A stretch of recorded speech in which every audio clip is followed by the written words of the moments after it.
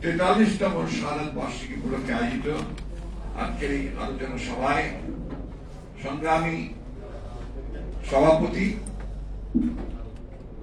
আজকের সভায় উপস্থিত হয়েছেন আমাদের অত্যন্ত শ্রদ্ধেয় প্রবীণ এবং অত্যন্ত বিশিষ্ট একজন রাষ্ট্রবিজ্ঞানী প্রফেসর দিনারা চৌধুরী, উপস্থিত হয়েছেন ঢাকা বিশ্ববিদ্যালয়ের সাবেক ভারপ্রাপ্ত উপাচার্য ডক্টর ইউসুফ হায়দার, উপস্থিত আছেন আমাদের আপনার সংবাদ জগতের মিডিয়া জগতের আরেকজন দিকপাল নেতা গাজীপুর আহমেদ গাজী সহ আজকে বিভিন্ন পেশার নেতৃবৃন্দ, পেশাজীবীদের নেতৃবৃন্দ এবং উপস্থিত প্রিয় ভাই ও বোনেরা, আসসালামু আলাইকুম।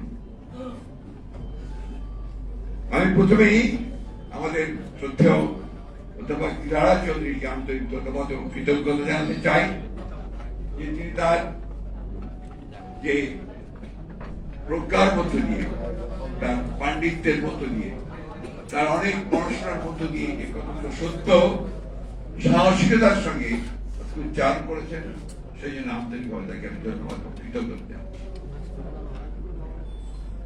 প্রিয় বন্ধুগণ, শহীদ প্রেসিডেন্ট জিয়া রহমানের শাহাদাত বার্ষিকীতে শহীদ প্রেসিডেন্ট জিয়া রহমানের জীবন নিয়ে আপনারা অনেকেই আলোচনা করেছেন, অনেক সুন্দর সুন্দর আলোচনা করেছেন।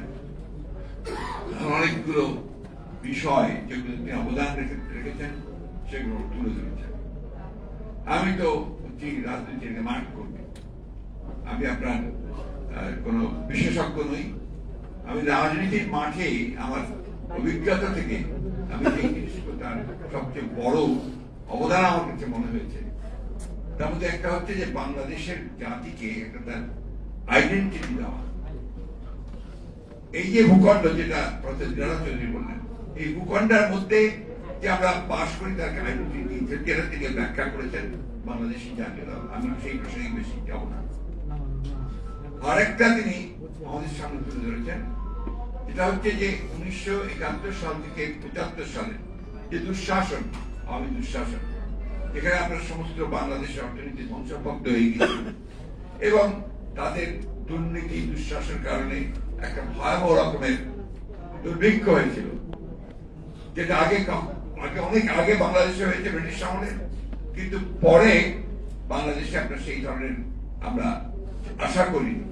কিন্তু তাদের আপনার সম্পূর্ণ দুর্নীতি এবং অব্যবস্থাপনার কারণে সেদিন ভয়াবহ দুর্নীতি হয়েছে, যেখানে লাখো মানুষ না খেতে পেয়ে মারা গেছে, লঙ্গর খানাতে দাঁড়িয়ে দাঁড়িয়ে মানুষকে সেদিন খাবার নিতে হয়েছে।